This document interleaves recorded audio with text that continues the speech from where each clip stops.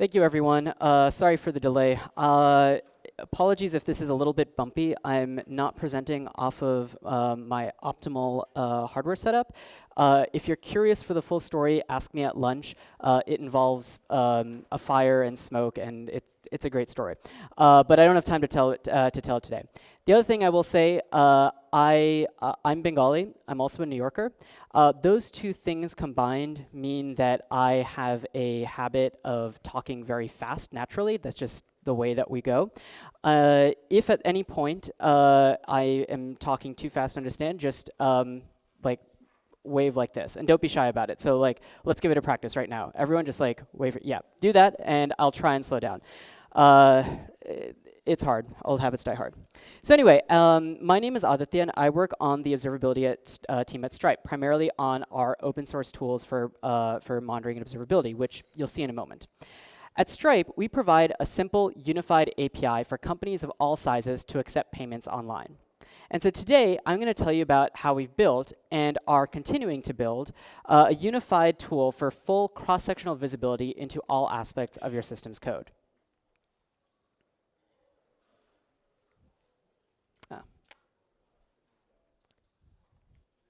So if you're a big company like Google or Twitter, you probably already have an integrated home-built stack like this for you. And so Google has built something like this. But for the rest of us who are pretty much anyone smaller than Google, we're always going to be relying on open source or third-party vendors for at least some portion of our observability stack. And there are always going to be gaps between them because open source and third-party tools are designed to work by themselves. They're not necessarily designed to work together as a unit. So it's hard to get fully integrated cross-sectional visibility into your system's code when you're reliant on other tools. But fortunately, there is a way that companies smaller than Google can get that full level of visibility, and that without having to invent their entire stack in-house. And the secret there is in the observability pipeline. So I'm here today with one goal: to inspire you all to take control of your metrics pipeline. And not just any pipeline, but an intelligent, context-aware pipeline that can help you achieve the pinnacle of system observability. So some of this stuff already exists today in our open source tool called Veneur. And some of it, Veneur is our take on what an intelligent observability pipeline looks like. And then some of it is what we'd like Veneur to become. And this is the exciting part. That's where you can help us out and build that future. We want to make intelligent metrics pipelines like Veneur the gold standard for observability across the industry and available and accessible to companies of all sizes. How many of you have ever been on an on-call or pager rotation? Okay, that's like about half the room. Is anyone on call right now? Okay. Sometimes I talk, and there are a few hands up, and then it's like always a little bit embarrassing when someone's like pager goes off in the middle of the talk and they have to like run out. So I'll tell a story that may or may not be familiar to any of you. It's 3 a.m. in the morning, and you're happily asleep and dreaming, and suddenly your pager goes off. Now, you want to get back to sleep as soon as possible, but obviously you need to figure out what's going wrong. And so what's the first thing that you would do to figure out what's going wrong? Any ideas? Louder, I can't hear. Sorry? Coffee. Yes, but I think in terms of figuring out what's wrong with your systems, not figuring out what's wrong with your lack of sleep. Well, so sorry, check the logs. Okay, so dashboards. All right, so yeah, so you might pull up a dashboard, and you'll look at something like this. You'll see that here our API success rate has dipped just below a threshold. You may not even be able to see it. That's how subtle it is, but it's just below our threshold that we alert on. So okay, so we know that some requests are failing, but why are they failing? For all we know, someone just wrote a bad web crawler that's generating a lot of 404s. That's not something that we need to actually take action on. So to answer that hypothesis, we would pull up another dashboard. And here we pick, we see that we pick an arbitrary database shard and country, and we see that some requests are actually timing out, like in the US and in this particular database shard. So all right, so we see some sporadic timeouts. So that means that some requests are failing in a way that we actually need to care about. But we don't know why they're failing. We don't know what we need to actually do about that. And we don't know how widespread it is. Like, could it be just this particular combination of country or shard, or is it others? And we don't want to have to, click on that that drop down and check every single one individually. That's kind of painful. So we look instead at another type of dashboard, and this one shows us across the entire cluster of all the different shards in our database, and we see that this problem is actually located, or sorry, is restricted just to these 4 right there. So we know now that we need to actually reboot, cycle, or do whatever it is to just those 4 nodes, and then we'll be fine. Now, graphs are efficient like this because they pre-aggregate the data that we care about. We define the axes beforehand, things like country, a database shard, things that we know that we're likely to need ahead of time. And we define that in our instrumentation using tags, and then those get aggregated at runtime, not at query time. So it's very fast to pull up graphs like this because all that data already exists. It's already been indexed in the exact ways that we need it. But the problem is that we can't de-anonymize it. We're not able to, once the data has already been aggregated, we can't just jump back to the unaggregated, raw, high-resolution form. And so we don't know, looking at this graph, the types of requests, the users, the country, the HTTP methods. We can't get that using these metrics, and there's actually no easy way to reconstruct that. We can't tag our metrics with all those axes either, because then the cardinality of that's too high. That's too much to aggregate at runtime, and so performance-wise, that's just not possible. So we can explore data like this using our logs, which is one of the other suggestions that someone had. But then we have to take the time and the effort to construct the query that corresponds to the metrics view that we just had. So let's say that this is the graph that we're looking at, and we want to actually pull up those exact those exact requests in our logs. Let's say that the duration of the request, the timeouts, is written in a human-readable format. So like the latency is 100 ms, or 2s, or 90s, which is actually a pretty common way that these things end up. This is the actual log query that you would need in order to reconstruct that. I can promise you this works. I did test it out when coming up with the slide. It was not fun. I don't think that I could come up with that regex again if you asked me to, and I certainly would not be able to do it at 3 in the morning if I got paged. And so we do get, again, that access to the high resolution data, but it requires this extra effort to jump between those views. And logs are always going to be slower, just even executing that query and pulling these up, it's always going to be slower than accessing our pre-aggregated data because it's extracted for us at query time, not at runtime. So logs let us look at arbitrary data, but with the trade-off that they're always going to be slower than our pre-aggregated runtime metrics. But again, they're all different views on the same data. You do have to reconstruct each view, manually, but independently. But they are different views on the same data. And oftentimes, you're just going to end up looking at logs like this. Like, how many of you have written logs that look like this? About to query an object, successfully queried this object. All right, now I finished doing this thing. Like, how many of you have written logs that look like this? It's okay, you can admit it. Yeah. So I'm making it look a little bit reductive here, but when you think about it, most uses of logs actually follow this overall pattern. You actually don't even care what this text is. This about to query object, that's just a way of distinguishing that and differentiating this log line from that log line. So when you see things that have the same object ID in them, you know, okay, fine, it was this line of code that was executing versus that one.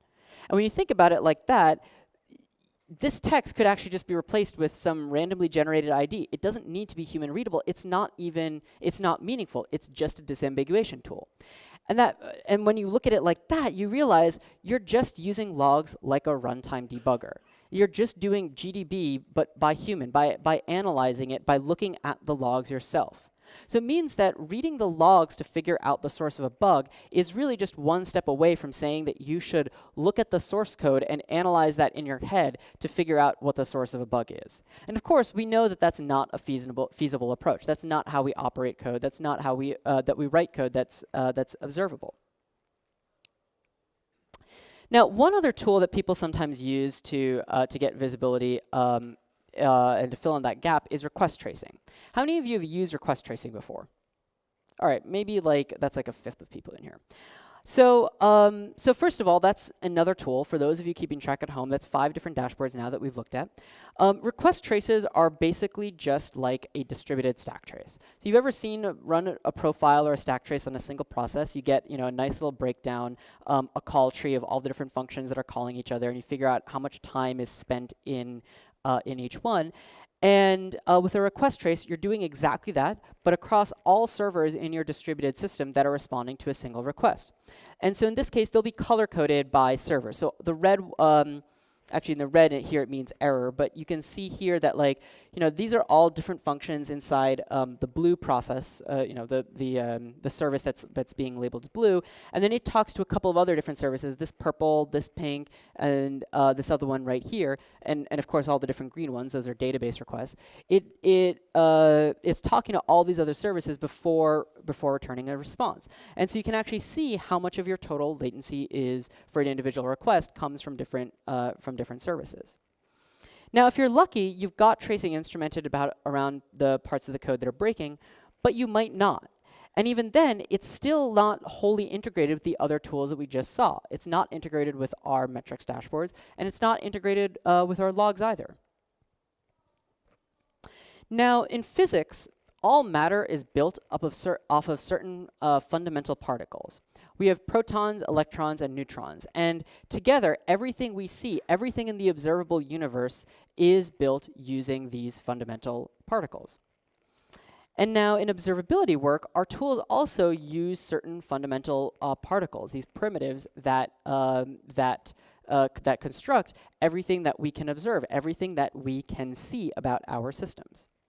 So we have metrics, we have logs, and we have request traces. And as we saw, the problem, the downside to our metrics and our dashboards is that there's no context. They're anonymized to some degree, and there's no way to disaggregate them and get the context to flesh out that higher resolution data from them. The problem with logs is the exact opposite. They're hard to aggregate. They're a little bit clumsier, require a little bit more effort to use, and aggregating them is always going to end up being slower. And then with our request traces, they require careful planning, and they're still not going to be integrated with those other tools. And in fact, that they require planning isn't unique to request traces. That's true with all observability tools.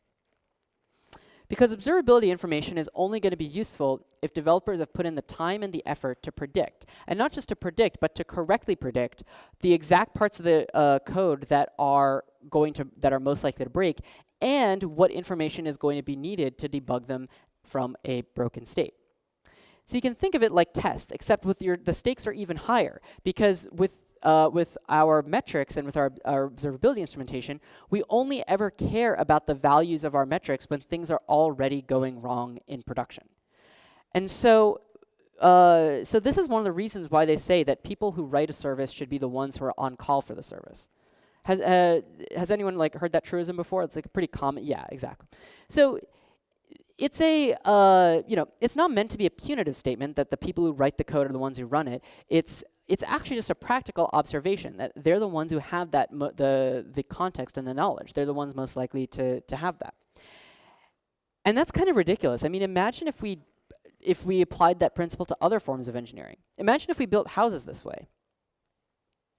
If we built houses the way that we build software, then the builders would never be able to leave. They would have to stay with you and in your house and operate every single light switch for you. And if your light goes out in the middle of the night, you'd have to call them up and they'd send someone over and they'd say gather some data, and they'd be like, yep, it looks like your light bulb is fused. And then they'd have to get someone else to go and come break a ladder and and unscrew it and screw the bulb back in. No. We don't accept this for any other form of engineering, and so we shouldn't accept this for software engineering either. And this is the core of what observability means. If you take away nothing else from this talk, it's this. Observability is all about designing the interfaces to facilitate operations of systems at runtime by anyone, not just by the people who wrote those systems in the first place. That's the core message of observability. So, I'm going to skip through just a little bit since we started a little bit late, and I want to make sure we finish on time because I think lunch is next, and I know it's a bad thing to get between developers and their lunch. So here's like a basic app, and all it's actually doing, if you look at this code, is really just this. It's it's fetching this object and then returning it. But if we wanted to instrument it for metrics, for logs, and our traces, we would have to write all this stuff right here. We have to set up the trace, we'd have to increment a metric, we'd have to log the stuff, then we have to set the date on the span. And so it's actually, notice how even though I wrote this, it took me a second to find out where the actual logic was happening, because the ratio of instrumentation code to logic code here is completely off. There's only one line of actual logic, and everything else here is just visual noise. It's just instrumentation. Who wants to write code that looks like this? Yeah, no hands up. I hope not. This is really boring. This is so boring that I almost didn't even finish putting this example together in the slides because that's how boring it was to write. And so if I can just barely be bothered to put together this right here for the slides, there's no way that we can expect developers to go through this whole song and dance everywhere in their code every time they do anything whatsoever, just on the vague hopes that that data might be useful. At most, we can hope that they remember to instrument their code one way. And even that's not enough, because they shouldn't have to think about issues like cardinality and performance of their observability systems, because that's not relevant to the work that they're doing. If they do that, then, or if they have to do that, then we failed them. As observability engineers, we failed them because we have failed to design a system that's architected for observability. So let's think, why is it that we had those 3 different separate libraries that we were using to instrument our code? Well, it's because the data is going to 3 different places. It's going to our logs, it's going to our metrics, and it's going to our traces. And they're 3 different places because the storage and query infrastructure needed for them is radically different. And that's because of performance. Because the performance characteristics needed to efficiently emit, store, and query that data is very different if we're talking about logs, if we're talking about metrics, or if we're talking about traces. Because our metric systems like Graphite or StatsD, they're not going to be able to handle the volume of data that we need if we wanted to send our log volume there, because they'd just fall over. And our logging systems, they're not set up to be able to do the kind of graph reconstruction call tree, that those kinds of graph querying that we want out of our request tracing systems. And so the only reason that we're doing that we have this distinction between our instrumentation is because of the underlying implementation and the performance required there. But we're engineers, and we know that the performance and the underlying implementation of a system should never affect the interface that users use to interact with it. Because if they do, then that's a recipe or if it does, then that's a recipe for bad usability. And that's exactly what happened we saw a minute ago. So again, we have 3 different types of data, but they're all sort of the same thing. And if you squint, it's not even that easy to tell the difference. If we were to ignore the performance characteristics, they're basically the same thing, right? Because a metric, or a log is just a metric. It just has more tags attached to it. If we're structuring our logs, which hopefully we are, then they're just key value pairs, and the only difference is whether or not we aggregate those at runtime. And a request trace is just a metric. It's just a metric that happens to be aggregated in a specific way. Instead of aggregating a metric by accumulating a counter, for example, or storing a histogram, a request trace is aggregated by doing basically an inner join across the different span IDs, so you can construct the call tree again. So they're really all the same pieces of data. It's just a question of how we treat them. And so you might be wondering, well, what if we just had a single interface for emitting all of them and could decide later on how we wanted to handle and represent them? And so I call this my I want a pony slide, because I do want a pony. I want it all. But I actually want 3 different ponies, because I want metrics, I want traces, and I want logs. I want all 3 of these things, and I don't want to have to think about them. Well, it turns out we can do this, because at Stripe, we're in the business of making simple, unified APIs over complex legacy systems. And we're in control of our metrics pipeline. we can have an intelligent pipeline that handles this full fire hose of data. So from our service, we just need to emit a single particle of data, and that particle will contain the union of all of that information that's required to construct a metric or a log or a trace span. And so at Stripe, we've dubbed this the SSF. It is our standard sensor format. And all we then need to do is make it easy and convenient for the developer to emit all this information with one short line, and then the pipeline takes responsibility for figuring out how to decompose that data and how to send it downstream. So all of that information before, all of that visual noise, the instrumentation that you saw, it really could actually just be represented something like this. It'll look slightly different in different languages, but at the end of the day, this is really all the data that we actually care about.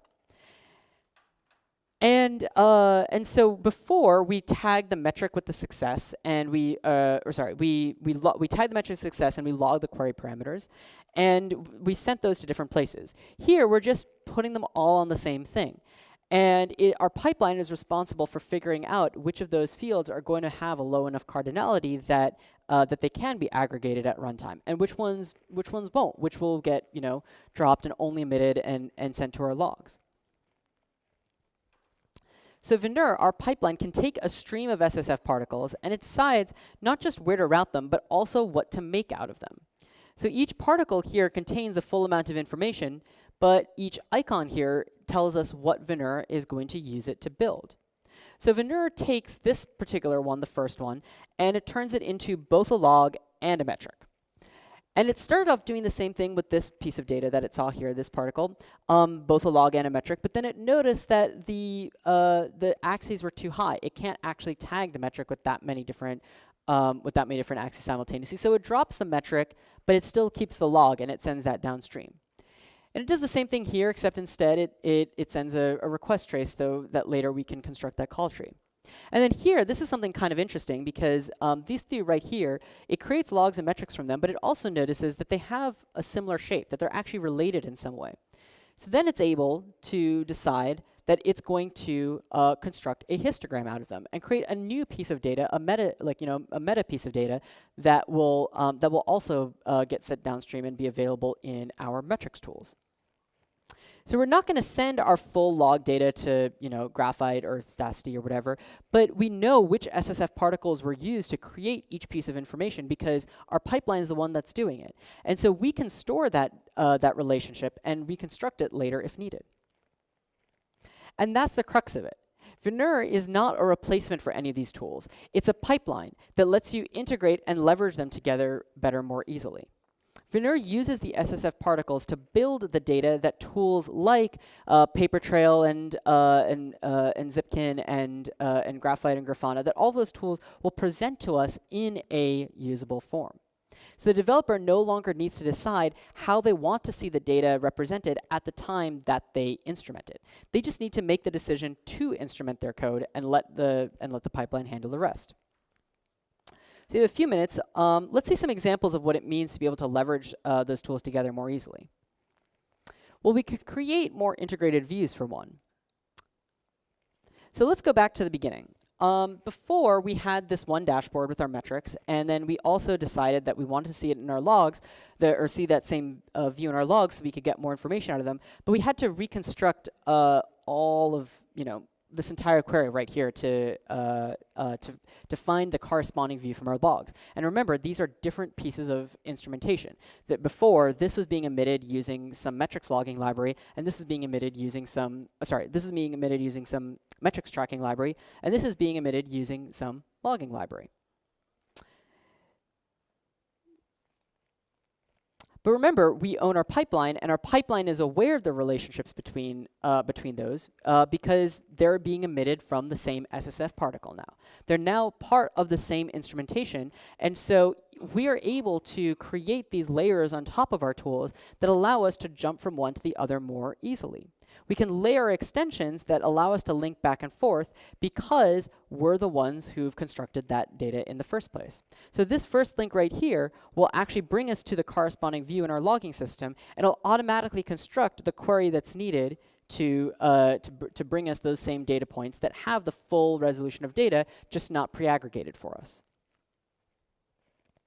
So again, it's not a different tool. It's just an integration between the existing tools that allows us to go from one to the other more easily. Having our own pipeline also gives us a greater degree of flexibility with data migrations and vendor choices. So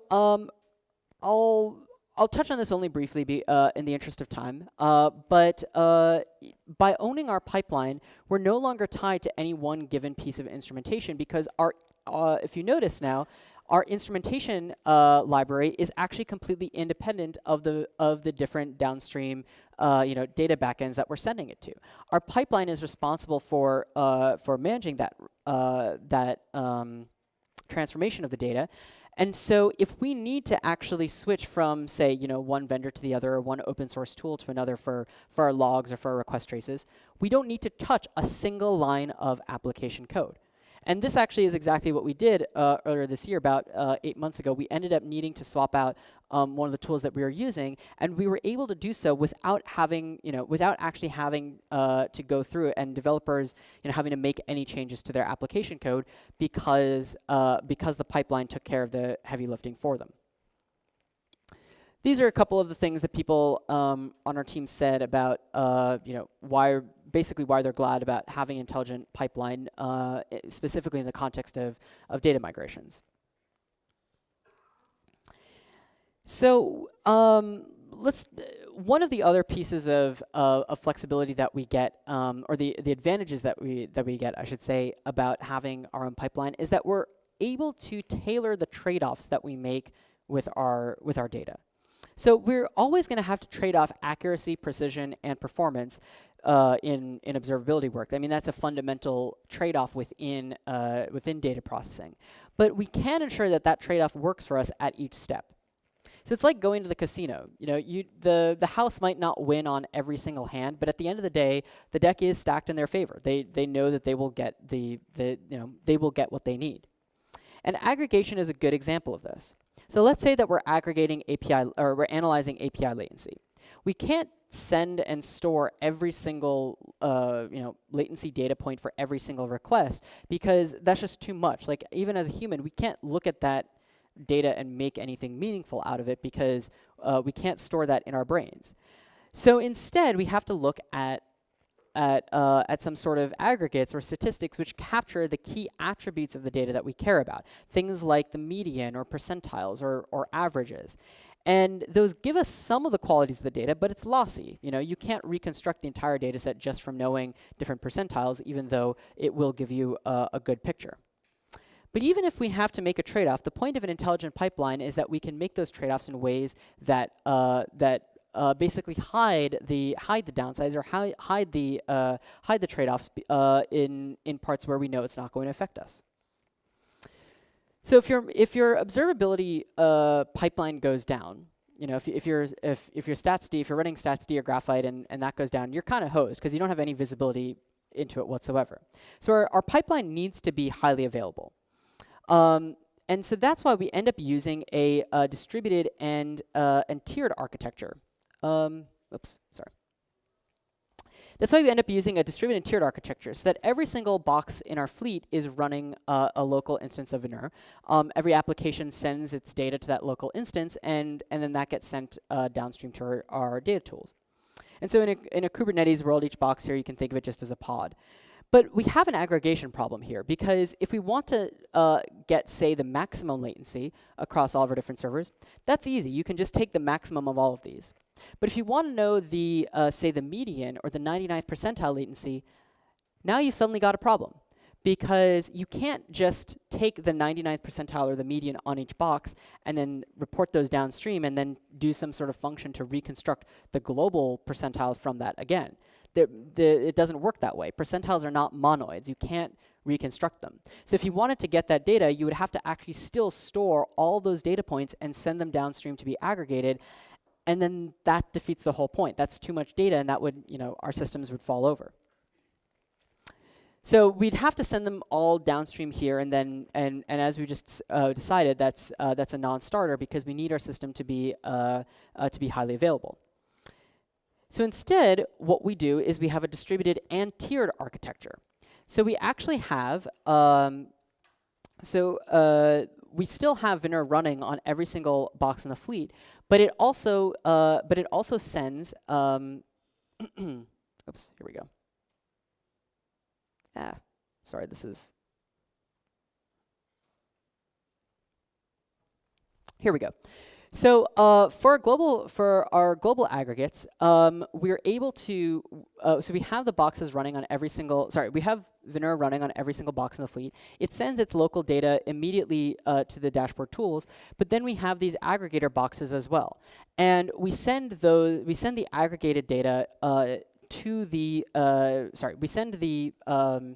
we load balance the data that we want to aggregate across those aggregator boxes, and we use a consistent hashing scheme to ensure that all the, in this case, all the red metrics are all going to be sent to that first box. All the blue metrics are going to be sent to that second box, and so forth.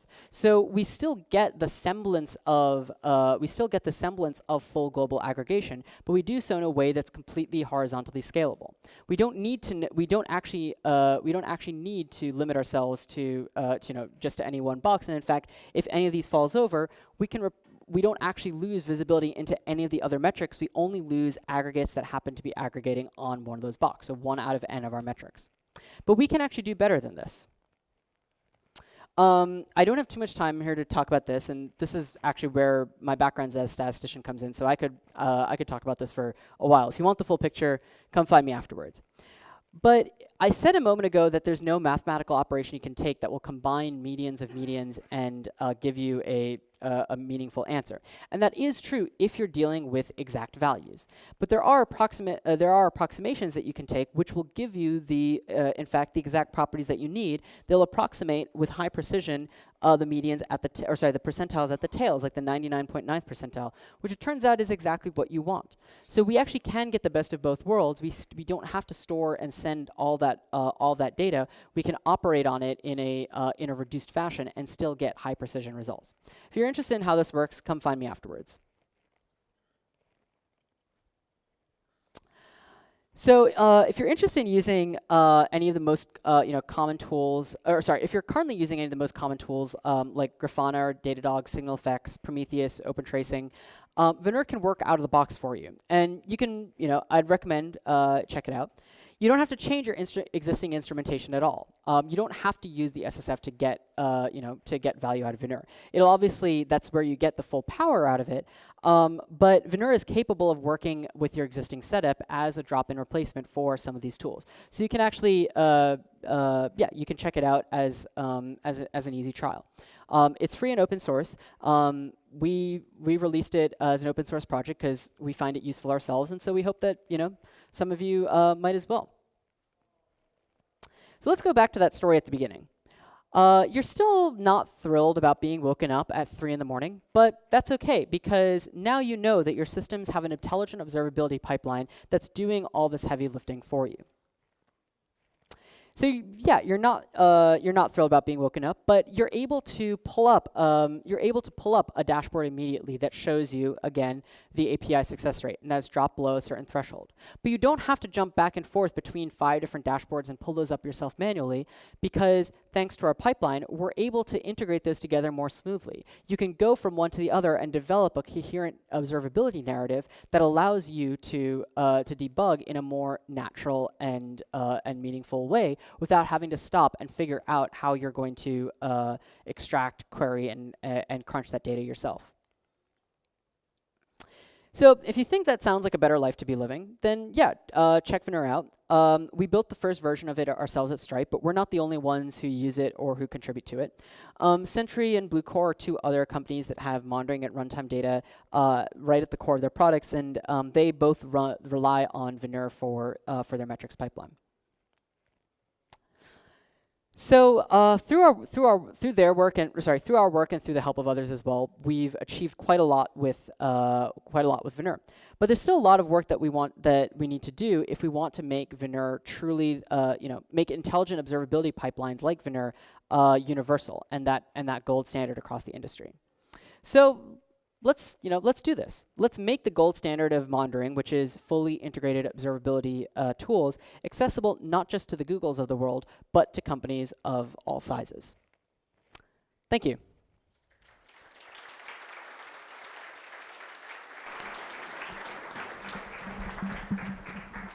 Thank you very much. I see questions, so. Yeah, hi. Are you integrated with open census or thought about integrating with open standards that are like not part of, separating implementation from the standard? Yeah, so I am aware of Open Census. Actually, JBD, who's one of the authors of it, is a friend of mine. We released SSF before, I think before they began work on Open Census. So that's one of the that's one of the reasons why you'll see a lot of similarities between them, but they're not exactly the same thing. I think my one-liner about Open Census is that philosophically it's fairly similar to the SSF. The key difference is that that Open Census does not, at least yet, fully unify metrics, logs, and traces to the same degree that the SSF does. But they are similar in shape and similar in their end goal, and it's quite likely at some point that either we'll add support for it, or there'll be some sort of a what's I'm looking for, convergence between the two things that they go for. More questions? I see none. Okay, so thank you again. Thanks.